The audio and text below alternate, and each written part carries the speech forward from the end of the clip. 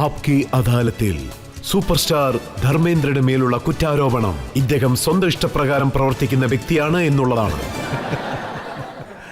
ധരം sir, ഈ കുറ്റാരോപണം കുട്ടിക്കാലം മുതലേ ഉണ്ട്. താങ്കളുടെ അച്ഛൻ താങ്കൾ നന്നായിട്ട് പഠിക്കാൻ ആഗ്രഹിച്ചു, മകൻ പഠിച്ച് വലിയ രീതിയിൽ വരാൻ ആഗ്രഹിച്ചു. പക്ഷേ താങ്കളോ, താങ്കളെ ഒരു സിനിമ പോലും കാണിക്കാതെ വളരെ സ്ട്രിക്റ്റ് ആയിട്ടാണ് വളർത്തിയെന്ന് കേട്ടു. അതെ, അദ്ദേഹം എന്റെ അച്ഛൻ മാത്രമല്ല, ഒരു സ്കൂൾ ടീച്ചറും കൂടിയാണ്.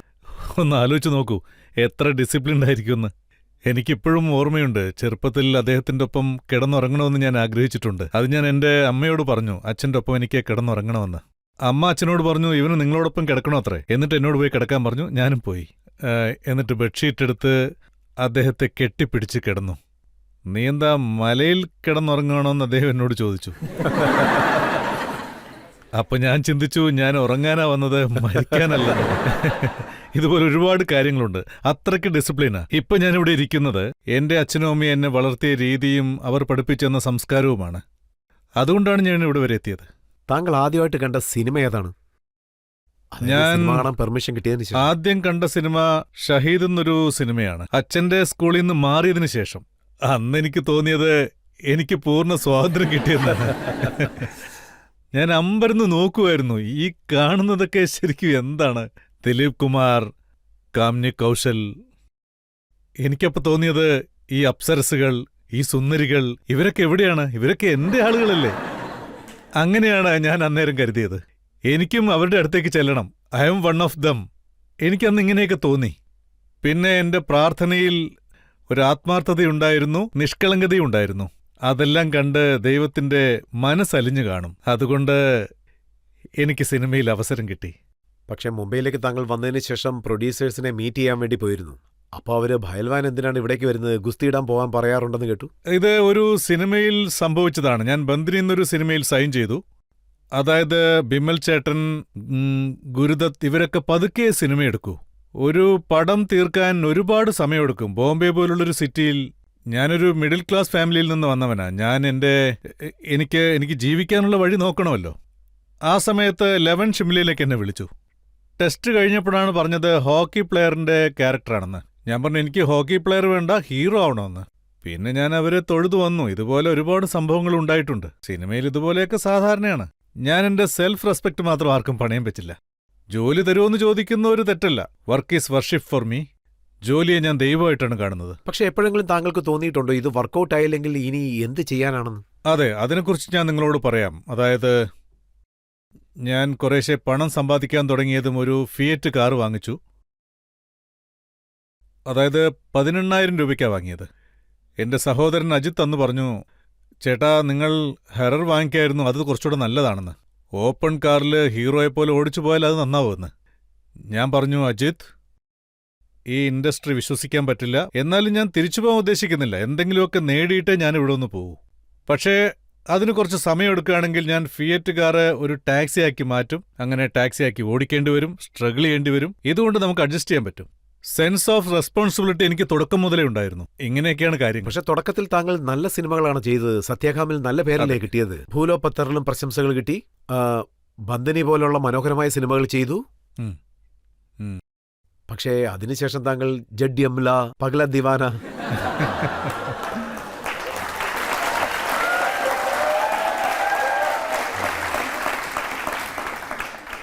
ഇതിലും ഒരു പ്രത്യേകതയുണ്ട് സാർ. ഇതും ഒരു മനോഹരമായ കഥാപാത്രമാണ്. ഒരു ട്രക്ക് ഡ്രൈവർ, അയാൾ പോലീസാവുന്നു.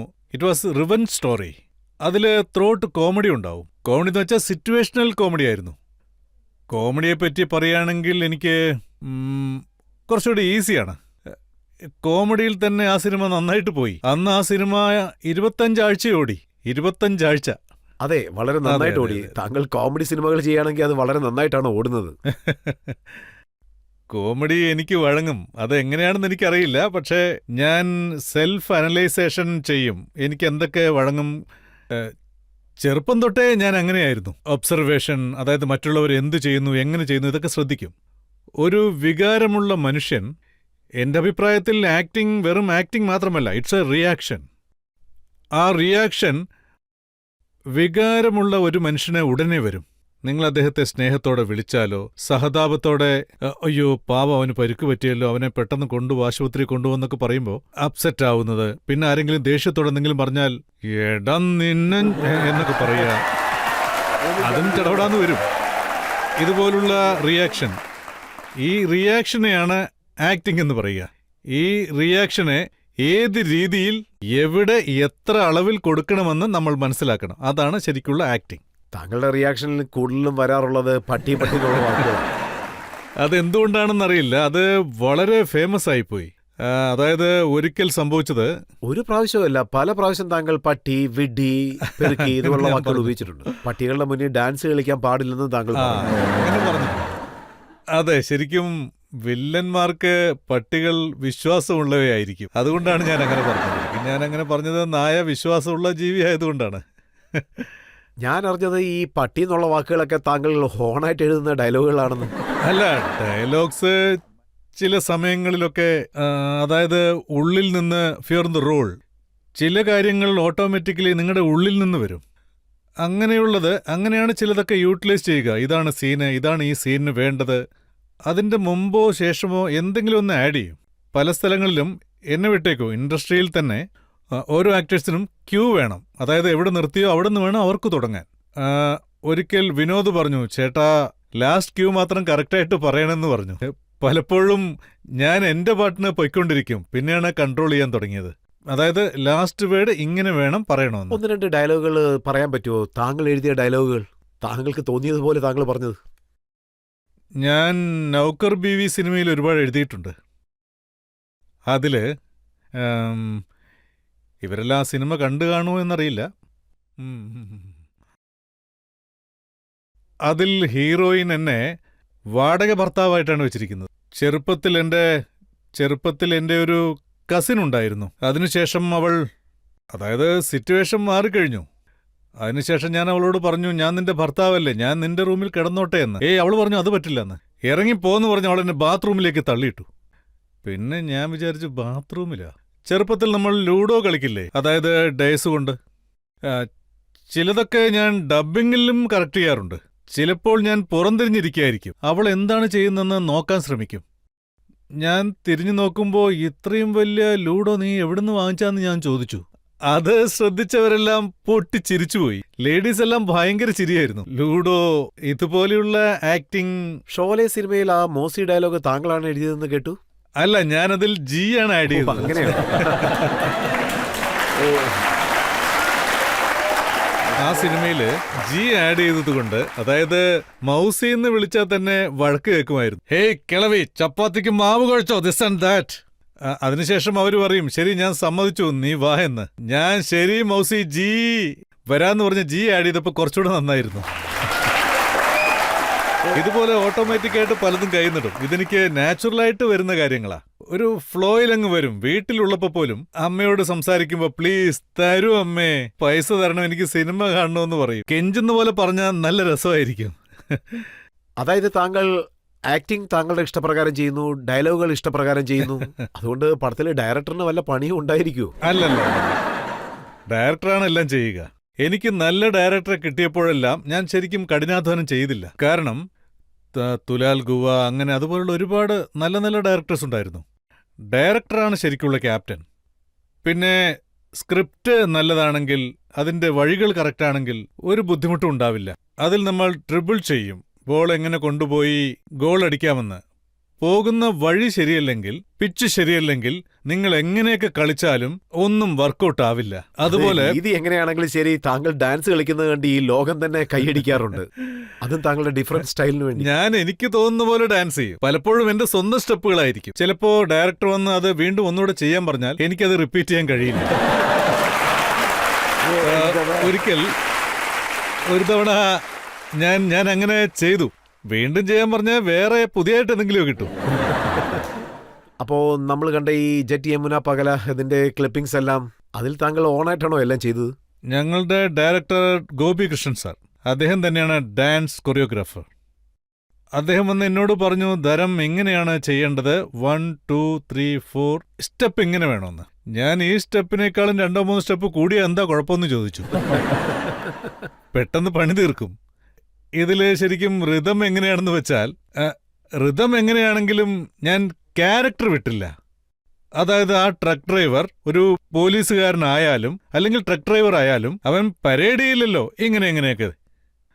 അവന് പറ്റുന്നതല്ലേ ചെയ്യൂ. അങ്ങനെയാണ് ഞാൻ ക്യാരക്ടറായി ജീവിച്ചത്. I think it was my. പറഞ്ഞു വന്നാൽ എനിക്കും അതിപ്പോ ഓർക്കുമ്പോ വളരെ അഭിമാനം തോന്നുന്നുണ്ട് ഈ ഇങ്ങനൊരു സിനിമയിൽ അഭിനയിച്ചതിൽ. ഇപ്പോഴും ആ സിനിമ ടി വിയിൽ വരുമ്പോൾ എല്ലാവരും താല്പര്യത്തോടാണ് അത് കാണുന്നത്. അതെ, എല്ലാവർക്കും താങ്കളെ അത്രയ്ക്ക് ഇഷ്ടമാണ്. പക്ഷേ അതിനേക്കാളൊക്കെ ഉപരി ഷർട്ട് ഊരി അഭിനയിച്ച ആദ്യത്തെ ആർട്ടിസ്റ്റ് താങ്കളാണ്. അത് അത് അത് അദ്ദേഹത്തിന്റെ സൃഷ്ടിയാ. പിന്നെ എൻ്റെ അച്ഛനും അമ്മയ്ക്കും ഞാൻ കടപ്പെട്ടിരിക്കുന്നു എനിക്കിങ്ങനൊരു ബോഡി കിട്ടിയതിന്. പിന്നെ ഞാൻ വളരെ കഠിനാധ്വാനിയാണ്. വയലിൽ ജോലി ചെയ്യുന്നത്, സൈക്കിൾ ഓടിക്കുന്നത്, നടന്നു പോകുന്നത്, നടന്നു വരുന്നത്, ഇങ്ങനെയൊക്കെ ചെയ്യുന്നതുകൊണ്ട് തൈസ് നല്ല സ്ട്രോങ് ആയി. ഒരിക്കൽ സൽമാൻ ചോദിച്ചു, അങ്കിൾ ഇതുപോലെ തൈസ് വരണമെങ്കിൽ എന്താ ചെയ്യേണ്ടതെന്ന്. ഇത് എങ്ങനെയോ വന്നതാ മോനെ, ഇനി ഇങ്ങനെയൊക്കെ ഉണ്ടാവുന്നത് വലിയ ബുദ്ധിമുട്ടാണ്. പിന്നെ ആ സിനിമയിൽ കോസ്റ്റ്യൂംസും അങ്ങനെയായിരുന്നു എന്ന് പറയാം. അതായത് ചെറുപ്പത്തിൽ ഞാൻ വളരെ കഠിനാധ്വാനിയായിരുന്നു. അതായത് middle class, lower middle class അങ്ങനെയൊന്നും പറയാൻ പറ്റില്ല. പൊതുവെ ബുദ്ധിമുട്ടായിരുന്നു. അതുകൊണ്ട് गुर्बत नाम की नंगी तलवार पर चलकर मेरी जिंदगी ने तवाज़ुन सीखा है. वक्त के ये नौकीले पत्थर अब क्या डराएंगे मुझे.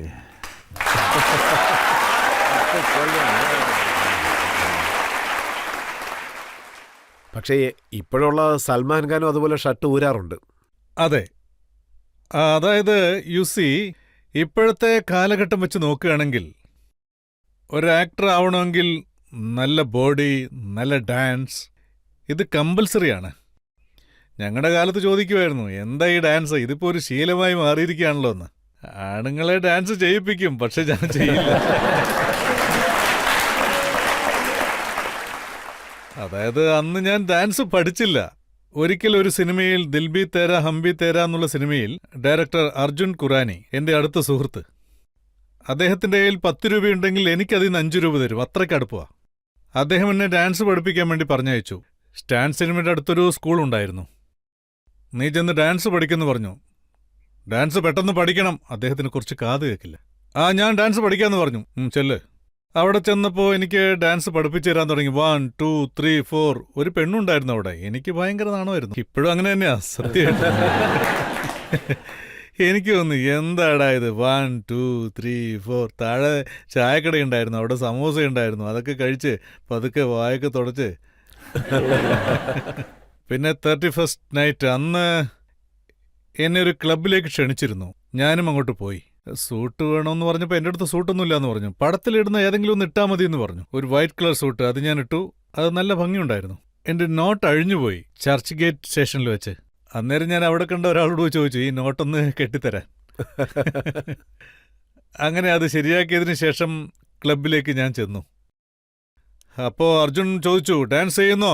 പിന്നെ ചെയ്യാന്ന് പറഞ്ഞു. അപ്പോൾ കിമോന്റെ സിസ്റ്റർ ഉണ്ടായിരുന്നു. നീ ചെന്ന് അവരോടൊപ്പം ഡാൻസ് ചെയ്യുമെന്ന് പറഞ്ഞു. അവരുടെ ഡാൻസ് ഒന്ന് ശരിക്കും കാണാൻ പറഞ്ഞു. ചെല്ല്. ഞാൻ ചെന്നു. ഇടയ്ക്ക് കാൽ അവരുടെ മേത്ത് സ്ലിപ്പായി. ഞാൻ അവരോട് പറഞ്ഞു ദയവേത് ഇക്കാര്യം നിങ്ങളുടെ ചേട്ടനോട് പറയരുതെന്ന്. അവർ പറഞ്ഞു ഞാൻ പറയില്ലെന്ന്. ഇങ്ങനെ ഒരുപാട് കാര്യങ്ങൾ നടന്നിട്ടുണ്ട്. ഋതം എങ്ങനെയെങ്കിലും ഞാൻ അഡ്ജസ്റ്റ് ചെയ്ത് പിടിക്കും. 55 വർഷങ്ങൾക്ക് മുൻപ് തുടങ്ങിയതാണ്. ഇപ്പോഴും അതേ സ്റ്റൈലിൽ തന്നെയാണ് ഡാൻസ് കളിക്കുന്നത്. അതായത് ഞാൻ എൻ്റെ ഹൃദയത്തെ പൂട്ടിവെച്ചാലും അതിന്റെ താക്കോൽ ആറ്റിലേക്ക് എറിഞ്ഞാലും ഞാൻ ഡാൻസ് ചെയ്യും. അതായത് ഞാൻ എൻ്റെ സ്റ്റൈൽ മാറ്റിക്കൊണ്ടേയിരിക്കും. എപ്പോഴും ഒരുപോലെ ആവില്ല. ആ ലൈൻ എന്താണെന്ന് ഞാൻ നോക്കും. ആ ലൈൻ എന്താ, അതിന്റെ അർത്ഥം എന്താ, അവിടെ എനിക്ക് എന്തെല്ലാം ചെയ്യാൻ പറ്റും, അതിനനുസരിച്ച് ഞാൻ മാറും. അതെ അതെ അതെ അതെ ഇതുപോലുള്ള റോളുകളൊക്കെ ഞാൻ ചെയ്തിട്ടുണ്ട്. ആ സിനിമയിൽ ഞാൻ പറഞ്ഞിട്ടുണ്ട് ക്രൗഡിൽ ഞാൻ ഡാൻസ് ഒന്നും ചെയ്യില്ല എന്ന്. അപ്പോഴാണ് അവർ ക്രെയിൻ വെച്ചത് മുകളിൽ, ഞാനും രേഖയും, ബാക്കിയുള്ളവരെല്ലാം താഴെ. അതൊരു നല്ല പാട്ടായിരുന്നു, അത് നന്നായി വന്നിരുന്നു. ആ ലൈൻ മറാഠിയിലായിരുന്നു. ആകെയേ സൗഡിയേ ലാസൂനത്തോ, ഇങ്ങനെയൊക്കെ പലതും ഞാൻ ചെയ്തിട്ടുണ്ട്. ആദ്യം ഒന്ന് ഫീൽ ചെയ്യും, എന്നിട്ട് അതിനനുസരിച്ച് ശരീരഭാഗങ്ങൾ ഞാൻ ചെയ്യാറുണ്ട്. ശരിക്കും എൻജോയ് ചെയ്യും. ധർമ്മേന്ദ്രൻ എന്ന് വെച്ചാൽ എല്ലാവർക്കും ഇഷ്ടമാ. ആർക്കും എന്നെ ഒരിക്കലും വെറുക്കാനാവില്ല. സോ അതൊരു നല്ല കാര്യമാണ്. അത് ശരിക്കും പറഞ്ഞാൽ എൻ്റെ ഒരു ഭാഗ്യമാണ്. I am really grateful to this love me so much, they respect me. I love them a lot. ഇവിടെ ധാരാളം പേരുണ്ട്, അവരുടെ കയ്യടിയിൽ തന്നെ മനസ്സിലാക്കാൻ താങ്കൾ എത്രത്തോളം ഇഷ്ടപ്പെടുന്നുണ്ടെന്ന്.